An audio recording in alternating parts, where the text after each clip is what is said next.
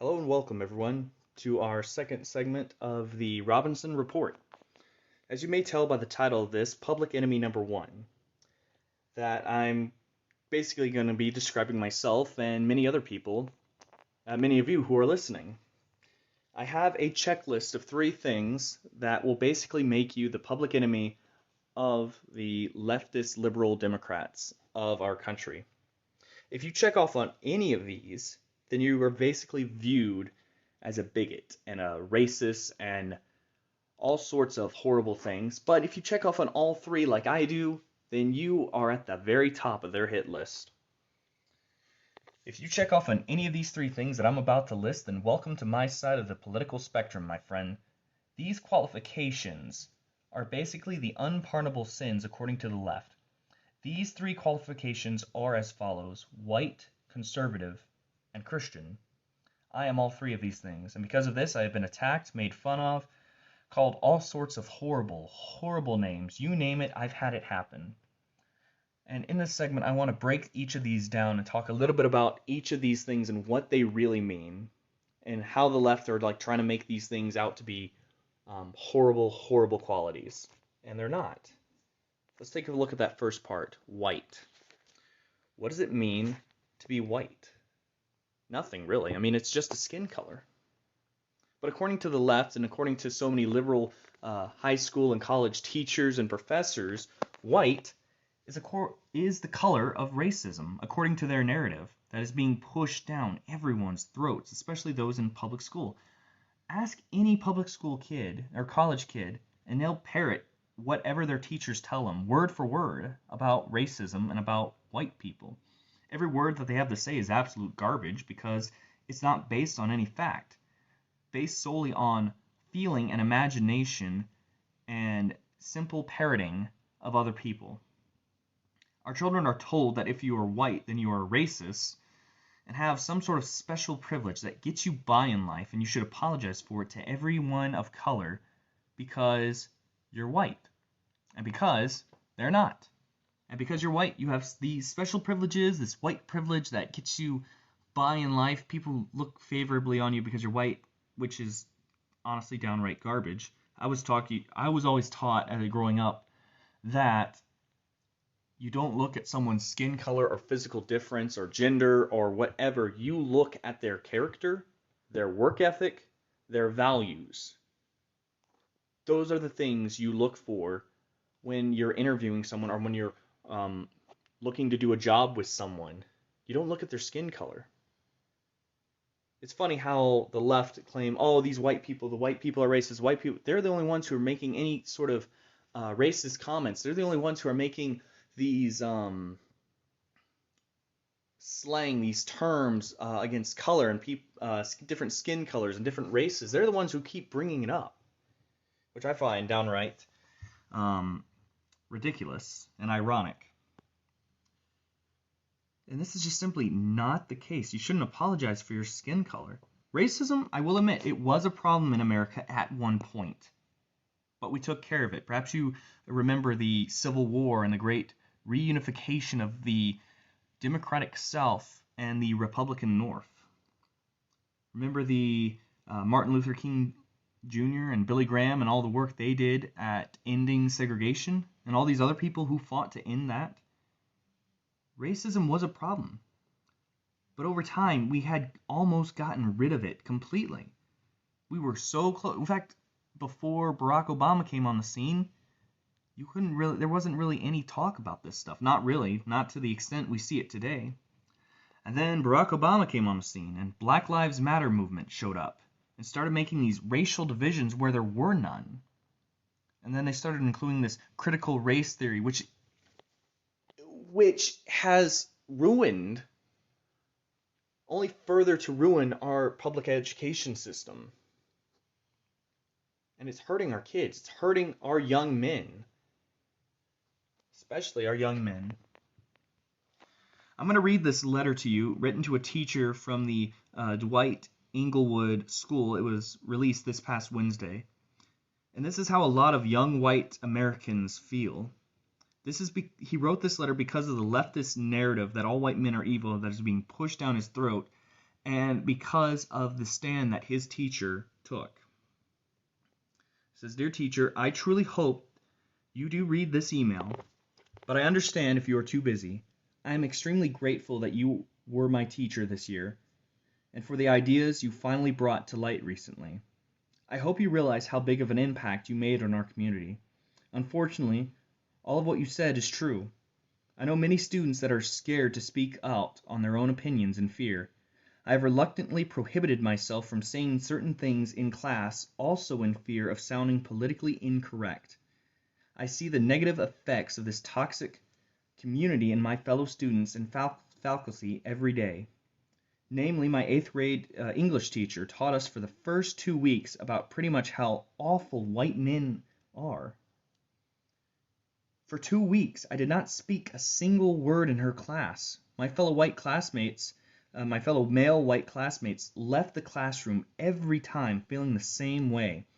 For lack of a better word, those teachings made us feel like horse poop. Like we were worthless scum, undeserving of living.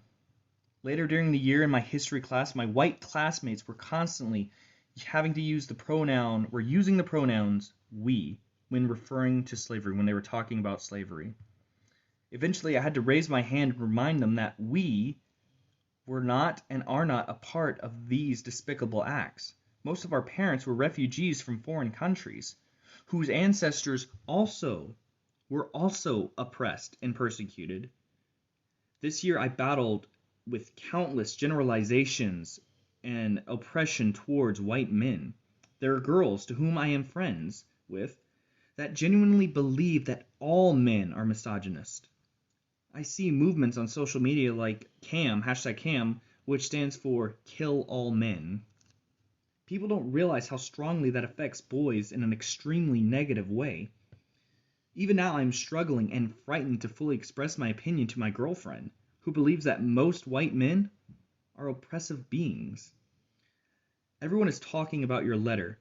Many students, including myself, are extremely grateful for what you have done. My friends and classmates feel much more comfortable expressing their voices, and many minds are changing. So I am once again thanking you for trying to improve our school. I wish I could put into words the extent to which I admire and thank you. I wish I could describe to you the good that you have done. I aspire to be as brave as you someday. With endless amounts of love and respect, your former DE student." That last part, I want to focus on that last part before I dive and try to break down this letter. That's what teachers should be doing. They should be inspiring their students to rise above and express their opinions, exercise their amendments, their rights as Americans, inspiring them to come together and have a diversity of ideas and actually be willing to talk about them. That's what this teacher did. And she inspired this student and countless others in that school to do the same. And he said minds were starting to change. But let's focus on what he also said during that letter. Those teachings are damaging our students. You want to know why the suicide rate among men is going up compared to what it was in recent years? It's because of these teachings. It's because they make them feel absolutely worthless. And it's a shame. It's a shame. Our schools are supposed to build up our young people, encourage them, make them stronger, make them smarter, not make them feel worthless because they're white or because they have some sort of different view. How's that for tolerance? You know? That's not tolerant at all. That's a narrative. That's garbage. That's the reason why our public school is in such a mess as it is today. Because there is no diversity of thought. There is no coming together and discussing things. It is my way against yours, and my way is right because I feel like it's right. I don't care about your facts. That's what every liberal leftist college professor teaches, and high school apparently too. It's garbage. They're corrupting our kids just because they're white? What? It doesn't make any sense. If you can check off this mark, then you're basically viewed by so many women and so many Democratic politicians. Because you're a man, you are an absolutely horrible, horrible person, and you just had every part in slavery. If you could check that mark off, you're pretty much an enemy to them. We have a racism problem now, but not from the conservative right, but from the Democratic left. This letter I found in reading one of the articles from the Daily Wire. It was written by Ryan Savernera on June 17th, 2021. Let's take a look at the next point here, conservative. According to the left's narrative, conservative and their alt-right values and beliefs are racist bigots because of these values they hold, and all-around evil people. If you're conservative, you're an all-around evil, evil person. We are told by them that conservative values on marriage and their patriotic love for their country are what is wrong with this country. Anyone who holds onto these conservative values should be canceled and removed from all liberal democratic institutions, which is downright wrong. The Conservative Party, I found three definitions of the Conservative Party. Government, politics, and diplomacy in Britain, the major right-wing party which developed from the Tories in the 1830s, it advocates for a mixed economy and encourages property owning and free enterprise in full Conservative and Unionist Party. In Canada, the Conservative Party is short for Progressive Conservative Party. They want to, progress things and make things better, but they also want to conserve certain things. That's what a conservative is. A conservative is someone who wants to conserve and preserve the way things are, not fundamentally and radically change things for the better or worse. Because any fundamental change has the potential to lead up to a radical change that could be bad for not just any individual, but for an entire country. In other countries, the Conservative Party is any of various political parties generally opposing change. We are told that conservative values on traditional marriage, the Constitution, border security, and so on are racist and bigoted and closed-minded. To say that you support traditional marriage between a man and a woman is to basically put a giant target on your back and ask to be attacked and kicked. Michael Knowles and Matt Walsh from the Daily Wire have been attacked for this view, as well as pointing out the obvious that men are not women, and women are not men. I've been attacked for this view myself, called uneducated and misinformed because I was homeschooled my whole life. Because I was homeschooled my whole life, they're like, oh, David, you don't understand modern-day science. Stop being so old-fashioned. Get with the times. I'm sorry, last time I checked, men are not women and women are not men. We are two very, very different things. We think differently. We're built differently. Men are more logical. Women are more emotional. That's just a fact of life. Conservatives want to preserve our values. Liberals want to change them radically. And in doing so, change what it means to be an American. And they already are with their narrative. They're making America to be something far worse, something horrible, which is simply not the case. If you're a conservative and you want to preserve this nation, then you're considered closed-minded and bigoted and racist and downright horrible, horrible evil. You don't care about the environment or anything like that. How many of you who are conservative have heard that? Now let's take a look at this third point. This is a point I want to take apart a little bit longer on, and that is Christian. If you profess to be a Christian, then you are, for some reason, associated with terrorism and mass shootings. According to the left narrative, only white Christians want to kill gays, transgenders, and public schools who oppose Christian values and so on. Which, to be honest, is complete opposite. Most mass shootings of gays and transgendered people are performed by radical Islamic terrorists. Most gun violence crimes are not committed by Christians. In fact, there are very few people who actually profess to be Christian, and of those mass shootings who profess to be Christians, of those just general gun violence crimes who profess to be Christian, aren't all white. There's a mixture. In fact, most gun violent crimes have been committed by black people in black communities. Take Chicago, for instance, which in itself is a great example of why you do not need gun control, because Chicago has one of the most strictest gun control laws ever. And look at the crime rate there. Look at all the gun violent crimes that are going on there. Most gun violent crimes are not committed by Christians, but are rather committed by one of the many radical or fundamental religious or cultist groups out there. One of the other things that I heard recently is that Christianity is anti-woman, and that they are sexist to their wives and sisters and daughters. This is also false. The religious group that I can think of that honestly and truly mistreats their women is, once again, Islam. Look at how they treat women. Do you know how horrible it is to be a woman, a Muslim woman in an Islamic country, or just any woman in general? In one of those Islamic countries or states, compared to the USA and other nations that have massive Christian influence, Christian values hold women to a high regard as homemakers and life bringers.